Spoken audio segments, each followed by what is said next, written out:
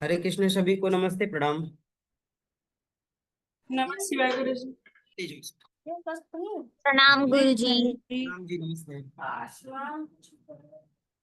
सबको नमस्ते, सबको प्रणाम। प्रणाम गुरु जी।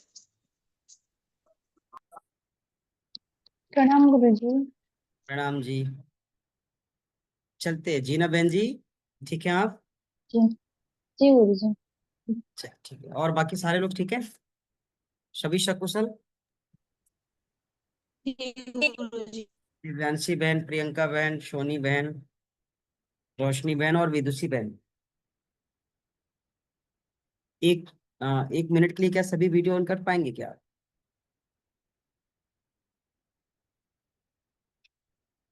रिसर्चर बहन ने पहले से किया, ठीक है, बहुत धन्यवाद। देखो हमारी विदुषी बहन भी आ गई। विदुषी बहन, बी लेटेड, हैप्पी बर्थडे। बहुत बहुत धन्यवाद गुरु जी। हाँ, हमें नहीं जानकारी थी भाई, हम तो आज देखें शाम में आपको। हम तो कल से सोशल साइट्स पे गए ही नहीं थे। आज शाम में जी थोड़ा सा मैं गया तो आपकी स्टोरी देख के मुझे पता चला। जी गुरु जी। वही नहीं होता है, ठीक है। हमने आपको शुभकामनाएं प्रेषित कर दी है ना पहले से। जी आपने लिख के भेजी, हमने पढ़ा भी। अच्छा, ठीक बहुत है। सुंदर। ठीक है। थैंक यू गुरु जी। धन्यवाद प्यारी बहन। मैं ये कह रहा था कि ये प्राणायाम के क्षेत्र मैंने रख दिए बिना किसी की अनुमति के, क्योंकि सुबह में मैं कक्षा नहीं ले पाया। आप लोगों को पता है, मैंने कहा है थोड़ा सा आपको सहयोग करना है, एक हमारे गुरुपुत्र हैं तो थोड़ा, और इस वजह से मुझे थोड़ी समस्या हुई। तो ये सत्र तो अभी मुझे नहीं लेना चाहिए, क्योंकि सुबह में कुछ लोगों के मैसेज भी आए थे कि सर आज नहीं हुआ तो कोई बात नहीं, लेकिन आप कल ही करो इसको। सुबह का समय सही है, रात को शेड्यूल में थोड़ी प्रॉब्लम हो रही है। तो मैंने कहा ठीक है, हम एक बार सभी से पूछ लेंगे क्या है कैसे है। हम तो गुरु आप जी, लोगों से गुरु जी थ्योरी अगर रात में हो और प्रैक्टिकल दिन में हो तो चलेगा क्या? एक अभी बार बच्चों को स्कूल खुल गई है गुरु जी, तो थोड़ा सा दिक्कत हो जाते हैं मॉर्निंग में। ठीक है, हम बाकी लोगों से एक बार ग्रुप में मैसेज छोड़ देंगे, पोलिंग करा लेंगे, देख लेंगे जो भी जैसा रहेगा। लेकिन पढ़ने का जो आनंद है वो सुबह ही आएगा। विदुषी बहन, वो सहमत सुबह है ही आप? आता है गुरु जी। एक्चुअली गुरु जी 3 बजे मॉर्निंग उठ जाते हैं ना, तो इस समय तक मेरी आंखें एकदम ऐसे हो जाती हैं, 9 बजे बंद होने लगती हैं। नहीं तो मत जगा करो ना 3 बजे। ऋषि लोग साढ़े नहीं, तीन वो बजे जगह। आँख खुल जाती है गुरु जी, वो मैं कुछ कर ही नहीं पा रही हूँ उसका। उठ के जैसे कोई मुझे बिठा देता है, ऐसे हो रहा है बहुत दिनों से। गुरु जी मेरा भी वही हाल है, 3 बजे उठ जाती हूँ, कुछ भी हो जाए। शांति बहन देख रही हो, गुरु बूढ़े रह गए, ये सब है ना एकदम पिघल पिघल के महारथी बन गए ये सब। मतलब हमारा एकदम पूरा रात्रि खराब हो जा रहा है और सुबह में खुल नहीं पा रही नींद। और लग रहा है सारी इधर की एनर्जी ना इधर क्रिएट हो चुकी है, अब तो बिल्कुल कुछ है नहीं अपने पास। तो कोई बुरी बात नहीं, ठीक है। हम लोग एक बार विचार करेंगे। बस मेरा ये था ना गुड़िया बहन, जो फ्लो, जो ब्लेसिंग्स, जो पॉजिटिविटी, जो कनेक्टिविटी अर्ली मॉर्निंग मिलेगी ना, वो इस समय नहीं मिलेगी। गुरु जी अर्ली मॉर्निंग कर सकते हैं, बट 6 बजे के बाद मुश्किल हो जाता है गुरु जी। कोई बात नहीं, हम कोशिश करेंगे, हम 6 बजे तक इन कर देंगे। ये आप चलेगा? 5 बजे से पहले से अगर करेंगे तो भी कर लेंगे गुरु जी, पर छह देखो, बजे आपका बेटा तो मेरे इतना बड़ा हो सकता है, हो गया हो। मेरा बेटा भी इतना बड़ा है, तो वो केवल मेरा बेटा नहीं, आप सबका भी कुछ न कुछ बेटा भाई कुछ भी होगा, है ना? तो कम से कम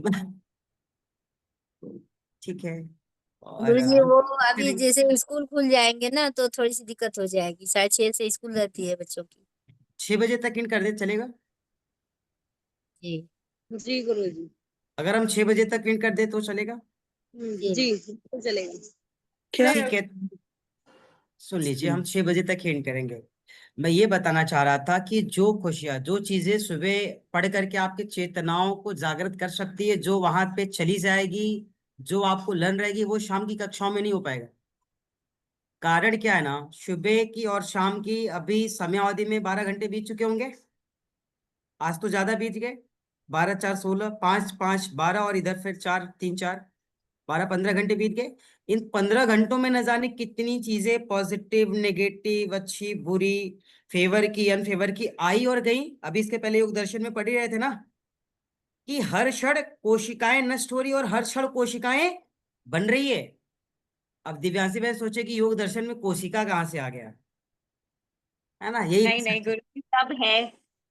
तो योग अभी हम लोगों ने पढ़ा इसके पूर्व में, है ना, कि योग उसमें पढ़ रहे थे कि हर क्षण नई नई कोशिकाओं का निर्माण हो रहा है और हर क्षण कोशिकाओं का विनाश हो रहा है। तो वो सकारात्मक और नकारात्मक हमारा शरीर, मन, ज्ञानेंद्रिय, इंद्रियां हो रही है, वही हमारे साथ भी होता है। आप खूब गीता पढ़िए, आपको उतना आनंद की अनुभूति होगी कि नहीं मुझे नहीं पता है, लेकिन रोज सुबह 4 बजे उठ करके 5 बजे केवल गीता के 1-2 अध्याय ही पढ़ना शुरू कर दीजिए। उसके जो लाभ है और उसकी जो बेनिफिट्स है ना, मतलब वो जबरदस्ती मतलब हम लोगों को मिलने लगेगी जो नहीं मिलने वाली थी। तो इसलिए, और ये प्राणायाम का सेशन हमने सुबह सुबह रखा था, क्यों? जब हम प्रातःकाल जागरण हमारा होता है तो प्रकृति के साथ होता है, और यह जागरण जो होती है ये हमें पॉजिटिविटी देती है। क्यों? क्योंकि एक दिन पूर्व की सारी चीजें कुछ समय के लिए हमसे दूर चली जाती है ना, हम नई विचारों के साथ, नई ऊर्जाओं के साथ विषयों को सुनते हैं और पढ़ते हैं, और वो चीजें एक सबसे बेहतर विकल्प होती है। आप 1 घंटे शाम की जगह आधा घंटा सुबह पढ़ लो, 1 घंटे सांझ की जगह आप आधा घंटा सुबह अगर आप पढ़ लेंगे तो वो ज्यादा आपके लिए गुणकारी और हितकारी होगा। और अगर आपको लगता है तो आप कहिए मैं 2-3 दिन सुबह कर लो, 2-3 दिन शाम, आप अपना अनुभव बता दीजिए। गुरु जी प्लीज सुबह की ही रखिए, शाम की मत रखिए। हाँ नहीं ये नहीं, सुबह बहुत अच्छा है। मैंने आप क्लासेस सुबह ही बहुत आनंदित होती हैं। और एक बात मैं बता दूं, सुन लीजिए आप लोग, सुबह हम जिस भाव से या फ्लो से जो भी चीजें हमारे यहाँ से निकलती है ना, वो शाम में नहीं निकल पाती। अपनी बात बता दे रहे हैं बस। सुबह क्या आता है, कहाँ से आते, कितने रिसर्च, कितने संशोधन के विषय जो आपकी कक्षा के बाद मुझे लिखना रहता है कि आज कौन कौन से मुखार बिंदु से नए शब्द प्रवाहित हुए, उसे थोड़ा नोट डाउन कर ले या उसे याद कर ले, तो हमें भी नहीं पता होता है। विदुषी बहन के साथ ही क्या हो रहा है, 3 बजे जग रहा है। जीना बहन के साथ क्या हो रहा है, 3 बजे जग रहा है। ये अब दोबारा आप लोग मत बताइएगा कि हमारी नींद खुल जाती है ना। अब मैं यहाँ कड़े शब्दों का प्रयोग करना था लेकिन मैंने नहीं किया, इसलिए कि वो भाव नहीं रहना चाहिए। अब किसी से मत बताइएगा कि 3 बजे हमारी नींद खुल जाती है। 3 बजे नींद किसी की ऐसी नहीं खुलती, ईश्वर साक्षात उनके साथ होता है इसलिए नींद खुल जाती है। मेरी नहीं खुल जा रही है, मैं सो ही नहीं पा रहा हूँ, मेरे साथ ईश्वर की जगह प्रेत आत्माएं रख रही है रात भर में। कहने का तात्पर्य कि आपके साथ ये जो चीजें हो रही है, ये अनुभव मत बताइएगा, कभी मत बताइएगा। आप कितने बजे उठते हो? बस प्रकृति के साथ, हम हैं प्रकृति के साथ कंप्रोमाइज नहीं करते, उठ जाते हैं समय से। क्या? उठ जाते हैं समय से। कितने बजे उठते हैं ये आज के बाद अब कभी भी आप किसी को नहीं बताएंगे, सब लोग। हमने, अच्छा आप बताइए, कभी आप लोगों से पूछा कि आप कितने बजे उठते? सही बताइएगा, कभी किसी से नहीं पूछा होगा ना कि आप कितने बजे उठते हैं, क्योंकि ये विषय नहीं है और ये बताना भी नहीं चाहिए किसी को। और 3 बजे केवल देव उठते हैं, 3 बजे केवल ईश्वर उठता है, सिद्ध पुरुष उठता है 3 बजे। हमने क्या कहा था? हमने कहा ना आप मत जगा करो, क्यों जग जाती हो? मुझे भी ज्वेलिस होगी, अमृता बहन क्यों नहीं होगी? हम नहीं जग पा रहे, तुम कैसे जग जा रहे हो भाई? कहने का तात्पर्य कि ये अब गुरु की या भगवान की कुछ भी होगा, आप लोगों के संस्कार होंगे, है ना, जो ईश्वर आप सबको बिल्कुल अपने साथ कनेक्ट करके रखा हुआ है। उसका जब आंख खुल रहा है ना प्रकृति की व्यवस्थाओं के लिए, तब आपकी आंख खुल रही है। वो आपको अपने साथ रखा हुआ है और आप बड़े सौभाग्यशाली जन हो आप सब। तो दोबारा इस भाव को कभी भी कहीं भी व्यक्त नहीं करेंगे, नहीं फिर आपका समय अपने आप बदल जाएगा, है ना। ठीक है, तो आज की जो सत्र है प्राणायाम में आप लोगों ने क्या पढ़ा था, कहाँ पढ़ा था, ये मुझे बता दीजिए पहले एक बार। गुरु जी सगर्भ और निगर्भ पढ़ा था, उसकी प्रैक्टिस की थी। सगर्भ और निगर्भ की प्रैक्टिस की थी, ठीक है। कुछ विषय को बता करके इस सेशन को कल सुबह पढ़ाए तो प्राणायाम के टॉपिक को मूल चलेगा। जी जी जी गुरुजी। अभी प्राणायाम उसके आगे के विषय को नहीं पढ़ाएंगे, अर्ली मॉर्निंग में ही पढ़ाएंगे। और मैं बताऊं आप लोगों के लिए ही हम अपनी बाहर की टूर नहीं बनाए हैं, है ना, नहीं तो हम जाते हमारा हफ्ते खराब होता, तो आपका लॉस ना हो और हम आपको बहुत सी चीजें जो जिस प्रवाह में जा रही है वो उसमें कोई ब्रेक ना लगे, इसलिए हम गए नहीं। ठीक है, तो हम आपके साथ हैं, कुछ चीजें हम आपको बताना चाह रहे हैं, उसको ध्यान से सुनिएगा और वो बहुत जरूरी है आपके जीवन से। पहली चीज तो सबको अपनी मुक्ति के बारे में सोच लेना चाहिए। जिस प्राणायाम को आप कर रहे हैं ना, वो प्राणायाम साधारण प्राणायाम नहीं है, पहला। और ये प्राणायाम का मतलब क्या है, योग का मतलब क्या है, जीवन को एक नया आयाम देना, सही गलत से परिचित होना। योग का मतलब क्या है, परिस्थितियों के साथ तारतम्यता स्थापित करना, समन्वय बनाना, बैलेंस बनाना। और जिस दिन आप अपनी व्यवस्थाओं को उसके हाथ में छोड़ देंगे, विश्वास कीजिएगा कि आपके साथ वही होगा जो आप चाहते हैं।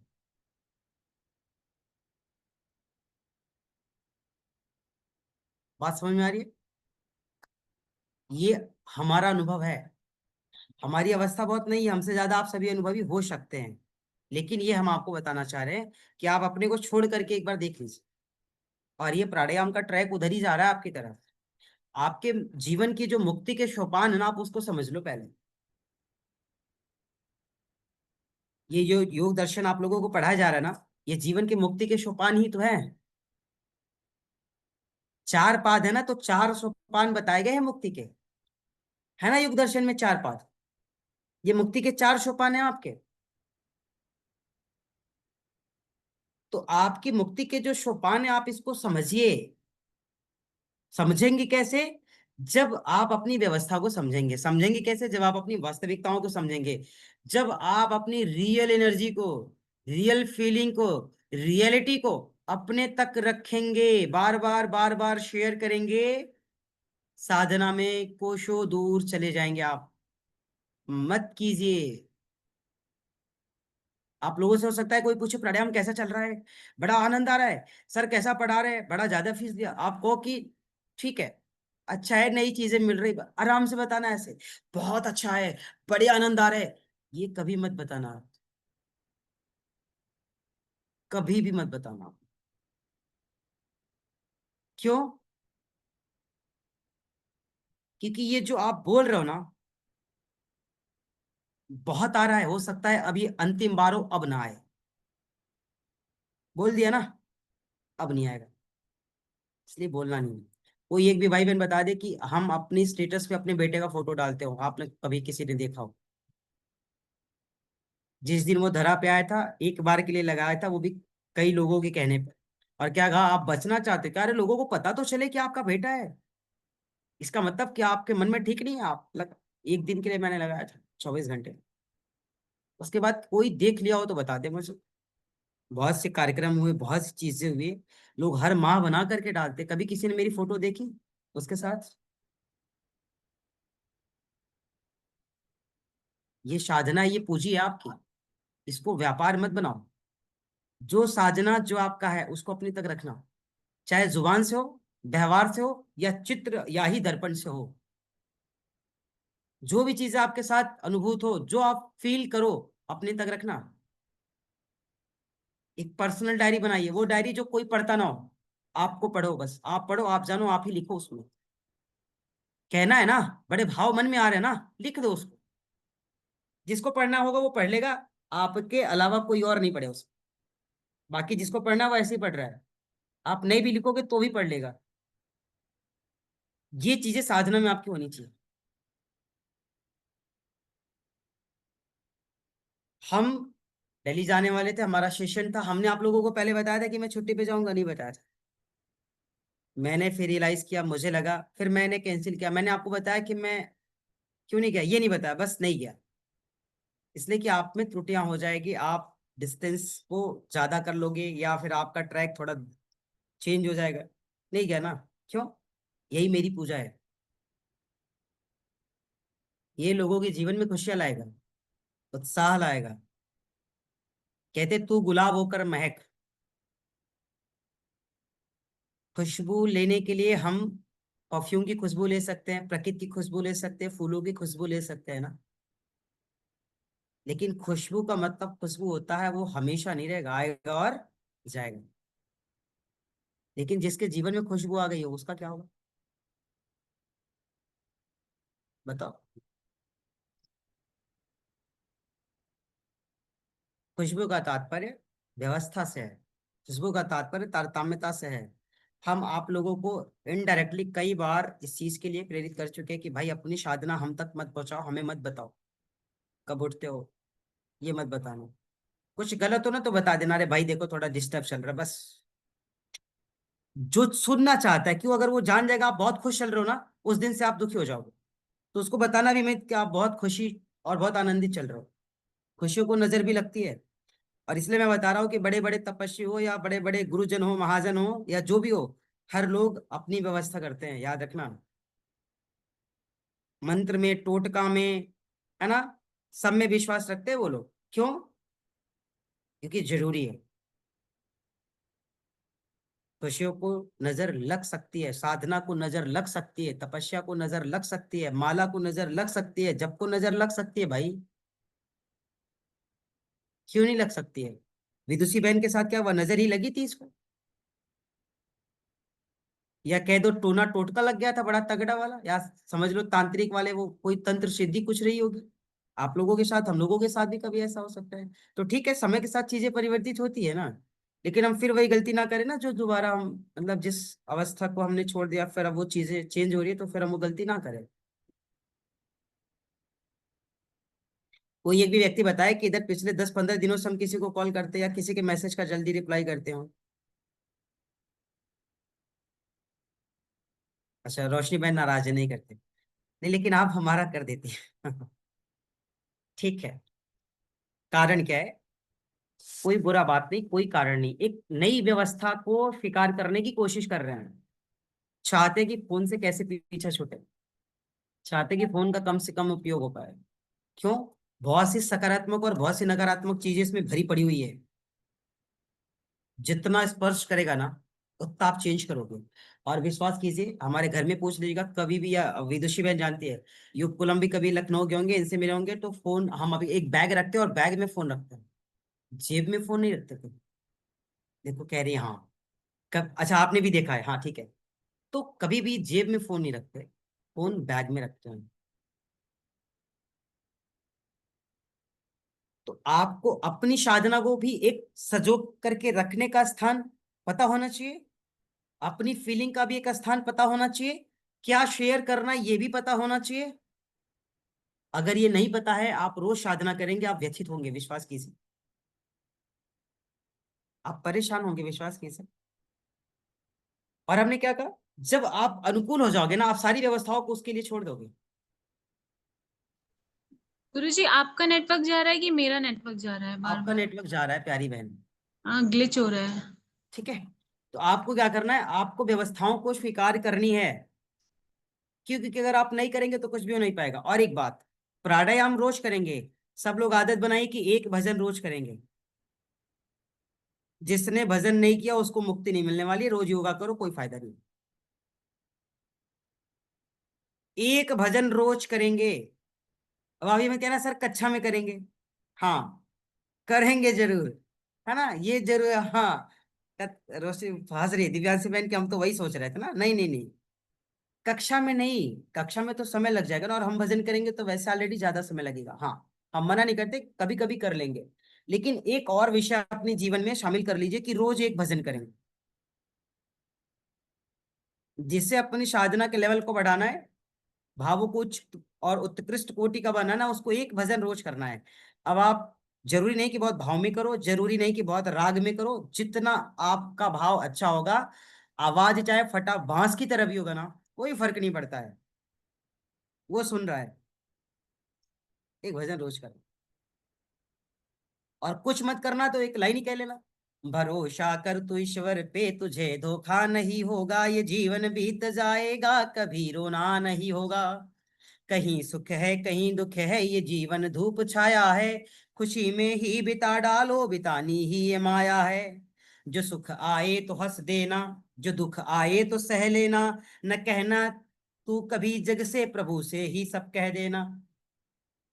जो सुख आए तो हंस लेना, जब दुख आए तो सह लेना, न कहना कुछ कभी जग से, प्रभु से ही तू कह देना। मैं तो गाती हूँ भजन, अच्छी बात है। तो जब सुख आए तो स्वीकार करना, फूले मत समाना, फूले मत समाना। दुख आए तो डमरू मत बजाना, तांडव मत करना, सह लेना। और एक बात कहते ना, साधक अपने जीवन का निर्माता स्वयं है, तपस्वी अपने जीवन का निर्माता स्वयं है। तो खुद कहते ना, जब तू खुद अपनी पुरुषार्थ को जान करके पुरुषार्थ करना प्रारंभ करेगा ना, तो जीवन का नव निर्माण कर सकता है, जीवन को नया आयाम दे सकता है। ये जग में हम सब आए हैं, ये जो जग है कितना सुंदर लगता है ना। हमारे कर्मों के अनुसार, हमारे अभ्यास के अनुसार, हमारी पुरुषार्थ के अनुसार बैठ सारी चीजें हमारे इर्द गिर्द और हमें उपलब्ध होती हैं। जो चीजें नहीं मिलते हम उसके लिए व्यथित होते हैं, लेकिन मिला क्यों नहीं इसके लिए हम परेशान नहीं होते हैं, कारण जानने के लिए। ज्वाला सर ने किसी को डांट दिया, ये सबको बुरा लगा। ज्वाला सर ने क्यों डांटा ये किसी ने जानने की कोशिश। पिताजी ने हमें डांट दिया, ये बहुत बुरा लगा। पिताजी ने हमें क्यों डांटा, ये बुरा लगा। ये समझना होगा। और जहां भी कहते ना, एक लाइन है, क्या कहते, बुना हो जिस गुलशन में, बू का मतलब खुशबू हो, बुना हो जिस गुलशन में उस गुल से बेहतर खार है, उस गुल से बेहतर खार है। और दर्द अगर दिल में ना हो तो यह जीवन बेकार है। तो दिल में दर्द का भी होना बहुत जरूरी है जागते रहने के लिए। जब हृदय से दर्द खत्म हो जाएगा तो मनुष्य सो जाएगा, आराम में हो जाएगा। इसलिए हृदय में दर्द भी जरूरी है, थोड़ा पीड़ा भी जरूरी है अपने को जगाने के लिए। और थोड़ा सा पीड़ा आता है तो हम व्यथित हो जाते हैं दिव्यांश में, है ना। लेकिन सोचो ईश्वर कितना खुश, मतलब हमें कितना सहयोग करता है, थोड़ा थोड़ा हमको व्यथित रखता है जागते रहने के लिए। अगर सारी खुशियां, सारा सब कुछ दे दे तो फिर अब किसी चीज की इच्छा नहीं रहेगी, कोई पुरुषार्थ करने का मन नहीं आएगा, कोई विचार नहीं होगा। जो है जितना है उसमें हम बस कि अभी हो गया खत्म। तो प्राणायाम का मतलब साधना करके आपको तपस्वी बनना है, वो तो एक ठीक है, अलग विषय है। लेकिन पहले मनुष्य तो बन जाए, पहले मानव तो बन जाए, पहले प्रकृति के साथ तारतम्यता तो संपर्क मतलब स्थापित कर ले, समन्वय तो बैलेंस कर ले, नहीं कर पा रहा है। और भजन किस लिए जरूरी है मैं बता दूं। भजन से जब आपका चित्त मन निर्मल होगा ना, भाव प्रसन्नचित होगा ना, तो आपको नए नए रास्ते स्वतः ही मिलते चले जाएंगे, आपको नए नए आयाम स्वतः ही मिलते चले जाएंगे। इस सृष्टि को हम बुरा कहते हैं, पता है, सृष्टि एक अदालत है। और जो विधाता है ना भगवान, न्यायाधीश है वो। सृष्टि क्या है, ये अदालत समझो सृष्टि को आप, ये जो दुनिया है ये एक अदालत है। और इसके न्यायाधीश कौन है, भगवान है। प्राणी यहीं पे रहता है, यहीं पर आता है, यहीं पर अपने कर्मों का फल पाता है, और यहीं पर जन्म भी लेता है, यहीं पर मृत्यु को प्राप्त करके चला भी जाता है। दूसरा, जब साधक इस वास्तविकता को स्वीकार नहीं करता ना, तभी ज्यादा पीड़ित रहता है। पीड़ित तभी रहता है और परेशान तभी रहता है। और बार बार हम कह रहे हैं कि प्राणायाम क्या है, केवल प्राणों को आयाम देना नहीं है, प्राणों को साधने के फलस्वरूप जो जीवन को एक नया आयाम मिल रहा है, उसे संतुलन दो आप। जैसे जीना बहन और विदुषी बहन को मिल रहा है, वो उसे संतुलन दे। आज चलो भूल चूक माफ है ना, हमने भी प्रार्थना कर लिया, इनकी माफ हो गई, कोई प्रॉब्लम नहीं। हो सकता है कि इन फ्यूचर ये फिर नहीं सचेत हुए, तो फिर ईश्वर मौका बार बार नहीं देता है, याद रखिएगा। ईश्वर मौका बार बार नहीं देता है। और जब हम वेद को पढ़ते हैं, वेद को सुनते हैं, वेद को सुनाते हैं,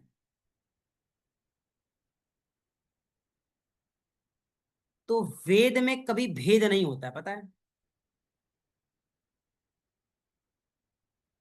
वेद में कभी भेद नहीं होता है। और दर्शन में कभी अंधकार नहीं होता है। दर्शन पढ़ रहे हैं ना आप लोग? तो वेद की वाणी या तो पढ़िए या तो सुनिए, लेकिन ना हम सुन पाते हैं और ना हम पढ़ पाते।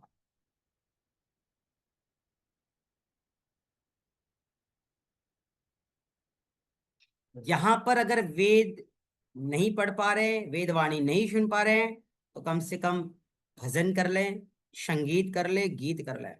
वेद को पढ़ना पढ़ाना, वेद को सुनना और सुनाना भी साधक का और मानव का कर्तव्य होना चाहिए। क्यों? क्योंकि जहां वेद है वहां भेद नहीं है। अच्छा आप बताओ, आप लोग कई दिनों से कक्षाएं कर रहे हैं, हर व्यक्ति के जीवन में उतार चढ़ाव आता है और अच्छा बुरा लगा रहता है। फिर व्यक्ति कभी कभी व्यथित होता है तो थोड़ा ऊंच नीच भी व्यवहार करता हो सकता है, भाषा से करे, शब्दों से करे, किसी भी तरीके से कर सकता है। लेकिन जब उसकी चेतनाएं स्व की अनुभूति करती है, वास्तविकताओं के साथ कनेक्ट करती है, तो फिर वो सबको ब्लेसिंग्स देना शुरू कर देता है, दुआएं देना शुरू कर देता है, चाहे वो उसके लिए कितना भी बुरा किया हो, कर देता है ना। क्यों? क्योंकि ये मूल चेतना में चली जाती है, तो वास्तविक का एहसास हो जाता है, फिर वो उस व्यवस्था को स्वीकार कर लेता है। ठीक है, धन्यवाद दिव्यांश भाई। वो उस व्यवस्थाओं को स्वीकार कर लेता है, और यहाँ पे हमें इस व्यवस्थाओं को स्वीकार करना होगा। क्यों? अगर हम व्यवस्थाओं को स्वीकार नहीं कर पाते हैं, तो कहीं ना कहीं हम सब कुछ, प्राणायाम हो, चाहे योग हो, चाहे दर्शन हो, ये सब पढ़ करके बिना हम अधूरे हैं। क्यों? क्योंकि वो हमारी व्यवहार का हिस्सा तो बना नहीं, नहीं बना ना। जब व्यवहार का हिस्सा नहीं बना, तो हम कैसे मान ले कि इसको हमने आत्मसात किया है? पढ़ना अलग विषय। प्रेमानंद जी क्या कहते हैं, बहुत पढ़ पढ़ लिख करके हम लोग जीवन गंवा देते हैं। ना कभी साधना किया, ना कभी भजन किया, ना कभी सत्संग किया, ना कभी कीर्तन किया। रोज sine square theta plus cos square theta, है ना, अल्फा बीटा गामा, इसी में हम लिपटे लगे रहते हैं। कभी सत्संग नहीं किया, कभी सुमिरन नहीं किया, कभी भजन नहीं किया, और जीवन को एक ऐसे मुकाम पर ले जाके खड़ा कर देते हैं कि फिर सत्संग भजन और सुमिरन भी हमें खराब लगने लगता है। और जिसको पढ़ा उससे भी कुछ नहीं प्राप्त हुआ। उससे बेहतर तो वह व्यक्ति है जिसने एक भी कक्षा पढ़ाई नहीं की, लेकिन उसे आत्मबोध है, उसे आत्मज्ञान है, उसे दर्शन के बारे में पता है, उसे वेदों की वाणी पता है, उसे सत्संग पता है, वह संकीर्तन करना जानता है। हमसे और आपसे तो वो लाख गुना श्रेष्ठ है। वो है असली शिक्षा, वो है असली डिग्री, वो है रियल एजुकेशन। तो यहाँ पे आप क्या पढ़ रहे हैं, आप जानिए क्यों पढ़ रहे हैं, किस लिए पढ़ रहे हैं। क्यों? क्योंकि इस जीवन को, इस जन्म को, ऋषियों की उस भाव को, वीर वीरांगनाओं की उस एहसास को, गुरुओं की उस अनुभव को अनुभूत करने के लिए, स्वीकार करने के लिए हुआ है। और पढ़ करके, वाणी को सुन करके, विचारों को आत्मसात करके भी जीवन को एक ट्रैक न दे पाए, तो फिर बेकार है।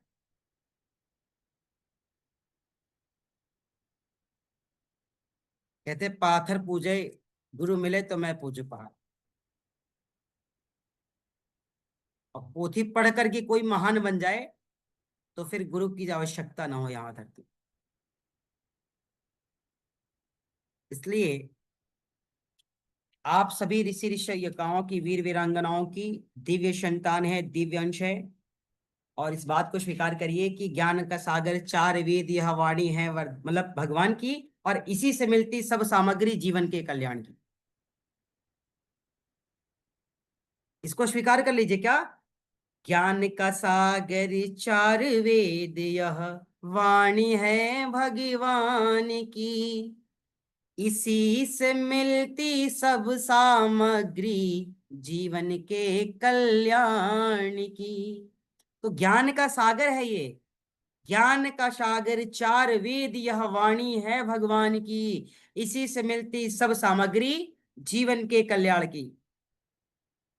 सब सच्ची विद्याएं जग में प्रकट ज्ञान से होती है। क्या? सब सच्ची विद्याएं जग में प्रकट वेद से होती है, यहीं से जाकर सब नदियां पृथ्वी का आंगन धोती है। उसी को जीवन सार मिला, जिसने इसकी पहचान की, और ज्ञान का सागर चार वेद, यह वाणी है भगवान।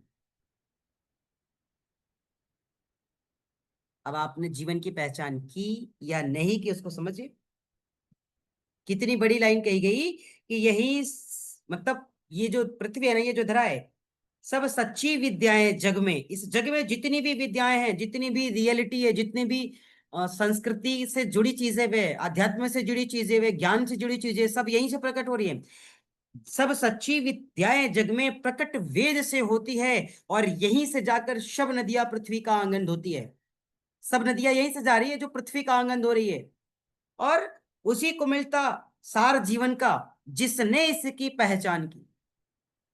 जीवन का सार उसी को मिलेगा जिसने इसकी पहचान की, और उसको नहीं मिलेगा जिसने इसको जाने नहीं। सृष्टि एक अदालत है और न्यायाधीश विधाता है, यहीं पर हर प्राणी अपने कर्मों का फल पाता है। वेद के अंदर सब रचना है विधि के अमर विधान की। वेद के अंदर सब रचना है विधि के अमर विधान की। ज्ञान का सागर चार वेद, यह वाणी है भगवान की। तो जीवन के मोक्ष के जो चार मूल है, मुक्ति के जो चार उपाय है, जीवन की मर्मज्ञता को जानने का जो चार विद्या है, उसे अगर आप स्वीकार नहीं करें, आत्मसात नहीं किए, अनुभूत नहीं किए, अध्ययन नहीं किए, स्वाध्याय नहीं किए, तो फिर बेकार है। ठीक है, तो इसको आप लोग ध्यान में रखिएगा। जो विषय है वो आपके लिए बहुत जरूरी है, इसको समझिए। और ये जीवन अगर आप सच में चाहते हैं कृतार्थ हो, तो फिर वास्तविकताओं को अपने जीवन का व्यवहार बना लीजिए। विदुषी बहन, सुबह हो गई है ना? तो रोशनी बहन वापस आ जाइए।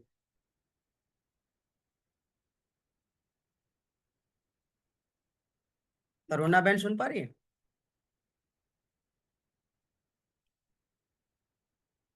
भाई आप सब कहाँ चले जी जाते गुरु, हैं? नहीं नहीं जी गुरु जी, सुन रही हूँ। कहाँ चले जाते हैं आप सब सुनते सुनते?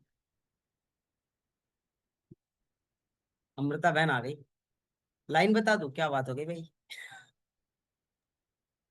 गुरुजी मेरा क्वेश्चन था, एक मतलब ऐसा पर्सनल क्वेश्चन था कि जो हम गुरु बनाते हैं, तो कुछ ऐसे वो रहते हैं ना, जैसे हिंदू धर्म में हम गुरु बनाते हैं ब्राह्मण को, वो और योग के लिए गुरु जो हमको मिलते हैं, उनमें क्या डिफरेंस है, या वो दोनों एक एक? बात मुझे आप बताइए, जैसे मान लीजिए कि कहा गया है हिंदू धर्म में कि गुरु बनाते हैं ब्राह्मण को।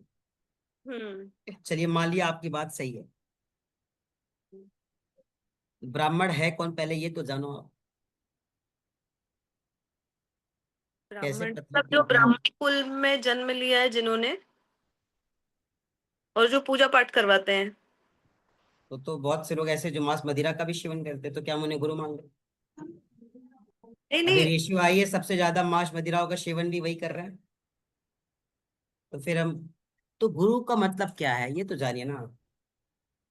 गुरु जरूरी नहीं है। अच्छा बताइए, अगर गुरु को हम जातियों में बांट देंगे, गुरु को हम धर्मों में बांट देंगे, पंथों में बांट देंगे, मजहबों में बांट देंगे, तो क्या हमारा भाव अच्छा रहेगा? सही बताइएगा। कोई भी।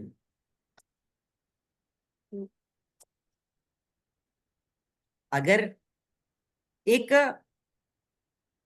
गुरु बनाने के लिए हम ब्राह्मण कुल के ही लोगों को स्वीकार करें, फिर तो जो निचली जाति में जन्म लेते हैं, जो सामान्य साधक है, जो थोड़ा पिछड़े समाज से आते हैं, या जो उस तरीके के लोग हैं, फिर तो हमको लगता है कि उनके माता पिता, उनके घर में जो भी उनके लोग हैं,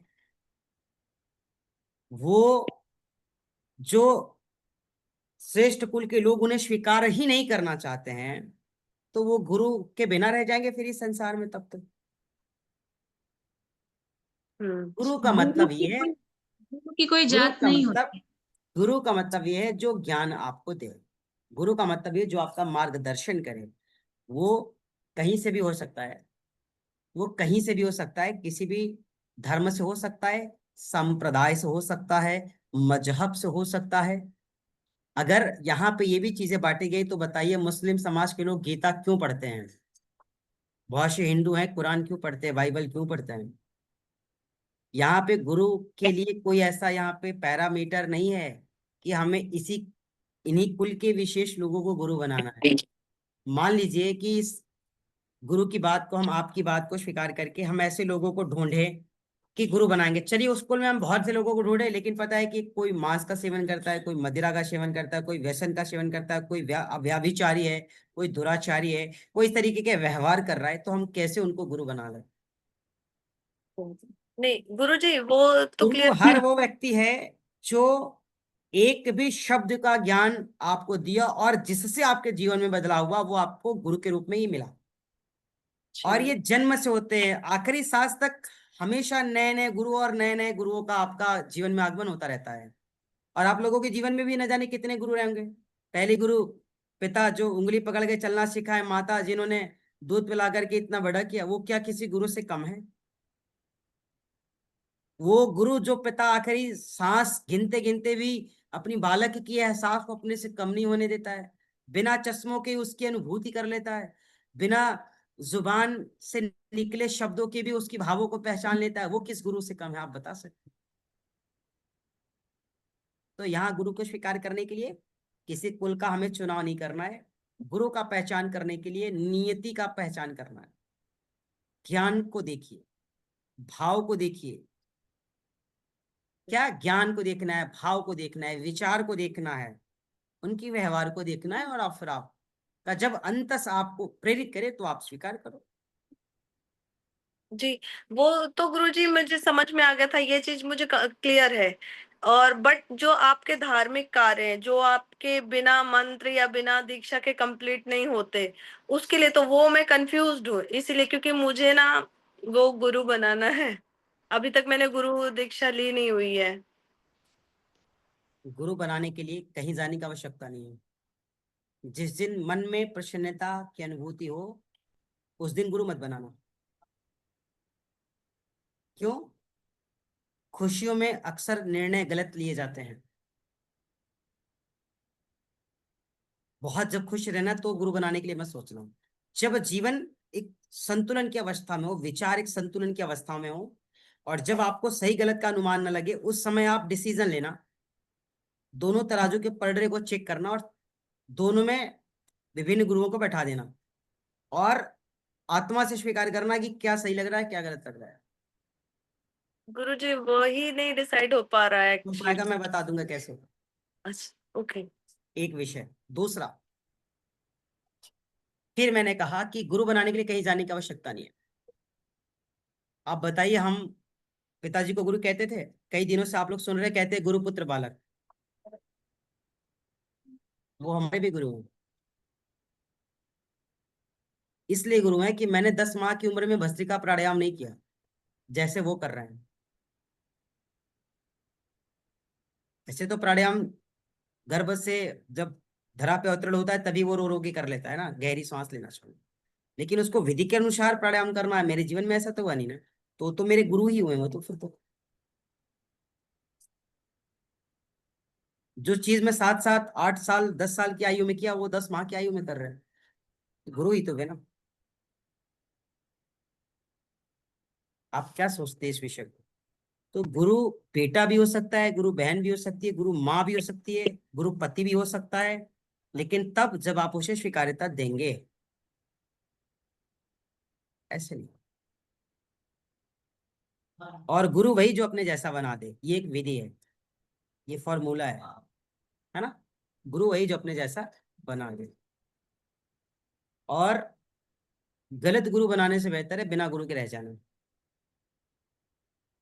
क्या कहते हैं, मूर्खों का राजा बनने से बेहतर है कि ज्ञानियों के शिष्य बन जाओ। ज्ञानी के शरण में चले जाना, जीवन कृतार्थ हो जाएगा। मूर्खत की पंगत का लीडर बनने से अच्छा है किसी ज्ञानी महापुरुष के शरण का दास बन जाओ, आप जीवन कृतार्थ हो जाएगा। तो ये जरूरी है। और रही बात ब्राह्मण और ब्रह्म की, तो वो एक बड़ा विषय, उस पर हम लोग कभी डिस्कशन कर लेंगे, कोई बुराई नहीं। तुलसी से संसार, जाति जाति के लोग, और इसे ही बांट दिया गया भांति भांति के लोगों। विभिन्न जातियां हैं, लेकिन मानव की केवल एक ही जाति है। दूसरा जाति कोई है तो वह पशु है, पक्षी है, जानवर है, वो सब जातियां हैं। ऊंचे कुल में, श्रेष्ठ कुल में जन्म लेने से हमारे व्यवहार श्रेष्ठ नहीं हो जाते हैं। श्रेष्ठ कर्म करने से ही व्यवहार श्रेष्ठ करने से ही जीवन धर्म। गुरुजी आपने बताया नजर होती है, साधना को भी लगती है नजर। क्या मैसेज है, एक मिनट देख लेता हूँ भाई। साधना को भी नजर, सोशल मीडिया पर आजकल हम सब अपलोड करते हैं बिकॉज योगा के रिलेटेड रिलेटेड करते हैं। तो देखिए, ये आपका प्रोफेशन है, ये आपका प्रोफेशन है। आप योगा की कोई पोज डाल करके उससे लोगों को अवेयर कर रहे हैं, लोगों को जगा रहे हैं, ठीक है। वहां पे आपका सेवा का भाव है। लेकिन आप अपनी घर की खुशियों को जो शेयर करते हैं, अपनी रियल फीलिंग को जो शेयर करते हैं ना, उसे नहीं करना चाहिए तरुणा बहन जी। आपको पता है अच्छा गुरुजी, हाँ। हमारे घर में हमारी मम्मी लोग हमें और खुशबू को बहुत डांटती है, कहती है आप ही लोग इसे नजर लगाते हो। हम लोग बड़े खुश होते हैं कोई चीजें देख करके रिएक्ट करते हैं, और कहते हैं बच्चे को सबसे ज्यादा माता पिता की नजर लगती है, ठीक है। तो हम इसलिए कह रहे हैं कि जो अपनी रियल फीलिंग है उसे शेयर नहीं कर सकते ना। अच्छा बताइए, आपकी साधना में आपको आनंद की अनुभूति हुई, इसे समाज में शेयर करने से क्या मिलेगा? क्षय होगा। लेकिन जो चीज आप पोज डाल रहे हैं, योगा के पोज डाल रहे हैं, प्राणायाम प्राणायाम के बारे में, ध्यान के बारे में, ये चीजें बता रहे हैं, लोगों को जागरूक कर रहे हैं, वहां पे एक सेवा जुड़ा हुआ। ठीक है तरुणा बहन जी। जी गुरुजी, हाँ, धन्यवाद। चक्रास मोड़, परिवर्तन, बदलाव, ये सब फीलिंग, ये सब कितने बजे उठते हैं, कब सोते हैं, क्या खाते हैं, ये विषय बताने का नहीं है, इसे नहीं शेयर करना है। तो ठीक है, आज किसी का कोई क्वेश्चन है? नहीं है? जी गुरुजी। बता दीजिए। गुरुजी, जैसे अपनी फीलिंग को नहीं बताना चाहिए, ऐसा होता है गुरुजी। जैसे अभी मनीषा जी बोली कि 3 बजे उठ जाते हैं, मेरे मन में भी कभी कभी ख्याल आता है गुरुजी कि मैं बोलूं, पर उस टाइम बोल नहीं पाती हूँ। बड़ा अच्छा है कि आप बोल नहीं पाती, इसलिए साधना बची हुई। बोल जाती तो आधा बह जाता। और अच्छा है बोल नहीं पाती, लेकिन इसमें एक और भी पॉजिटिव और नेगेटिव दोनों पॉइंट्स को ध्यान दीजिएगा। अगर बोल नहीं पा रही हैं तो एक तरीके से अच्छा है, लेकिन दूसरे दृष्टिकोण से आपको अपनी स्ट्रांगनेस को और भी बढ़ाना है, अपनी कॉन्फिडेंस लेवल को बढ़ाना है। हम कह रहे हैं ये चीजें नहीं बोल पा रहे, अच्छी बात है, लेकिन इसी तरीके से तो और भी अनादि चीजों को नहीं बोल पाते होंगे फिर तो हम, जो जरूरी भी होगा। तो दोनों दृष्टिकोण से देखिए, दोनों एंगल से। साधना का जो विषय जो आपने अनुभूत किया उसको नहीं बताना है, पहला विषय। लेकिन जो हमारे मन में इच्छा उत्पन्न हो रही है, जिज्ञासा उत्पन्न हो रही है, जो मुझे पूछना चाहिए, लेकिन उसको हम बोल ना पा रहे हैं, ना हम कह पा रहे हैं, तो ये तो कमजोरी हो जाएगी फिर तो। इच्छाएं बहुत है, जिज्ञासाएं है जानने की, लेकिन हम बोल नहीं पा रहे हैं, तो वो गलत है।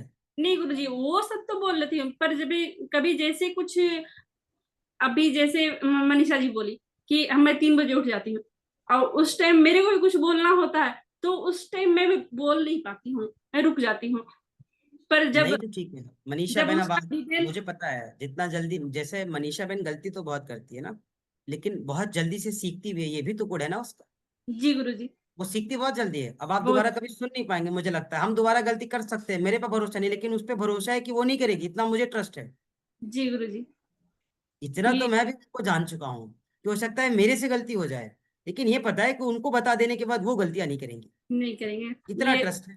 जी गुरुजी, ये तो हम सब भी जानते हैं मनीषा बहन हाँ, को। तो ये पॉजिटिविटी हुई ना,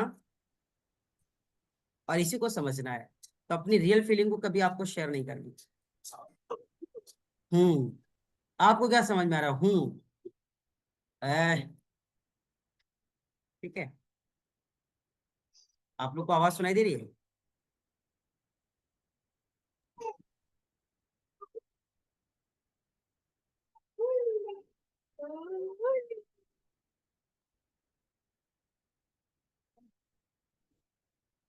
तो हमेशा ध्यान रखेंगे अपनी अनुभव, जो साधना के फलस्वरूप आपको प्राप्त हो रही है, ऐसे थोड़ी मिला है। साधना की एक लेवल पे आप पहुंचे हो, आपने कुछ चीजों को किया, आत्मसात किया, आपने समय दिया ना। आप भोर में जग रही है, क्या ये साधना नहीं है? आधे लोग सो रहे हैं, नींद ले रहे हैं ना, खुशियां मिल रही ना, आनंद मिल रहा है ना। रोशनी में ना, आप अपने पे मत समझो, है ना, ऐसा कुछ नहीं कह रहे हैं। समाज के संसार में लोगों को कह रहे हैं, समस्त लोगों को कह रहे हैं हम, अपने ही लोगों, अपने घर में ही लोगों को कह रहे हैं, जैसे बहुत से लोगों को, तो सब लोग, किसी विशेष के लिए नहीं है। लेकिन आप हम जग रहे हैं ना, तो कुछ तो ईश्वर देगा ना। जो जागत है सो पावत है, जो सोवत है सो खोवत है। हम पढ़ते हैं ना, हम बच्चों को बताते हैं ना। बच्चों को बताते कौन है? माता पिता बताते, बेटा जल्दी उठ जाना चाहिए। जो जागत है सो पावत है, जो सोवत है सो खोवत है। माता पिता ही बताते हैं, और सोते भी माता पिता ही हैं। कौन सोता है? वही तो सोते ना। जब बच्चा संस्कारी होगा, मैं आपको बता दूं, तो उसके संस्कार कभी भी विपरीत नहीं हो सकते, जब उसके माता पिता का व्यवहार वैसे ही रहेगा। तो बेटा देख लेगा ना, मम्मी भी सोई है, पापा भी सोई है, कोई बात नहीं। और जिस गलती को हम कर रहे हैं उसको बच्चों को सिखाने के लिए बोल सकते? कभी नहीं बोल सकते। अगर मैं 8 बजे सो के उठूं और मैं अपने बेटे से कहूं बेटा तू 6 बजे उठ जाकर, मैं इसका हकदार नहीं हूं। तो दोनों को त्याग करना पड़ता है, दोनों को त्याग करना पड़ता है। इसलिए जो आप कर रही हैं ना, त्याग का परिणाम है। लेकिन इस परिणाम को आप ऐसे ही प्रसाद की तरह मत बांटने देना। सत्यनारायण भगवान की कथा है, लो पंजरी और लो ये प्रसाद सब लोग खाओ। नहीं भाई, जिसने कथा करवाई उससे पूछना कितना पैसा लगा होगा, कितने दिनों से मन्नत मांगी होगी, कितनी तपस्या लगी होगी, कितने धीरे धीरे छोटी छोटी सामग्री को जुटाया, तब तो सत्यनारायण भगवान की कथा करवाई ना। अब ऐसे सुन के आप सबको बांट दिया तो ठीक है, आपको सामान्य लग सकता है, लेकिन जिसने किया उससे पूछना कैसे करवाया होगा। इसी तरीके से जो आप साधना के कारण जो आपको प्राप्त होता है वो आपको अनुभूत है, लेकिन आप उसको संभाल नहीं पाते और ऐसे व्यय कर देते हैं, तो फिर आगे से वो चीजें अनुकूल नहीं रहती है। इसलिए उसको आपको हर जगह हर लोगों से व्यक्त नहीं करना है, ना ही उसको बताना है। ठीक है, अपनी भावों को थोड़ा स्थिरता प्रदान करें। भाव बहुत अच्छे हैं, लेकिन भावों में बहना नहीं है। भावों में रहना है, बहना नहीं है। और वो भाव में अगर आप बह गए तो फिर सब बह गए, और रह गए तो जीवन भर आनंद रहेगा। गुड़िया बहन, समझ आ रहा है? छोटा सा उदाहरण, कभी आपने अगर ध्यान किया होगा तो एक बार दो बार जो फीलिंग आई होगी, अगर आपने किसी से शेयर किया होगा या किसी को बताया होगा, तो हो सकता है नेक्स्ट क्लास में उस तरीके के अनुभव ना हुए हों। याद कीजिएगा, उस तरीके की फीलिंग से हम कनेक्ट नहीं कर पाए हों, या बहुत कोशिश कर रहे हो, बड़ी मेहनत लग रही होगी। क्यों? ये थोड़ी सी आनंद मिले थे, थोड़ी सी खुशियां मिली थी, थोड़ा सा ईश्वर साथ दिया था, लेकिन हम बह गए। आदमी, फिर ऐसे।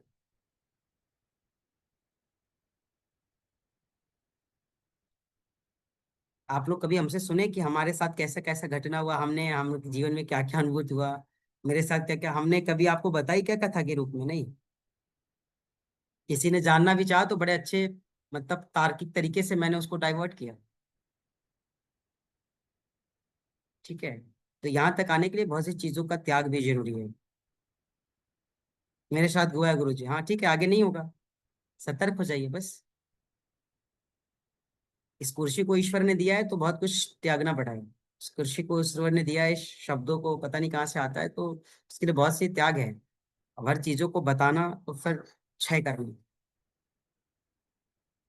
और हम चाहते हैं कि आप इससे बड़ी चेयर पे बैठो, स्पेशल चेयर पे बैठो, बहुत अच्छी जगह जाओ, बहुत अच्छे विचारों के साथ एक धारा प्रवाह वेग से सत्संग करो, भजन करो, कीर्तन करो, संकीर्तन करो, या लोगों तक पहुंचाओ। मैं तो ये चाहता हूँ। लेकिन ये तभी संभव है जब आप अपनी साधना, अपनी अनुभव, अपनी फीलिंग, अपनी रियलिटी को अपने तक ही रखोगे, बांटोगे। बांटने का जो विषय है, उसे बांटोगे। ठीक है, सत्य को विराम दे, 10 बज चुके हैं, सुबह सबको जोड़ना है। रोशनी बहन सुन पा रही है? कहाँ चली गई बेचारी?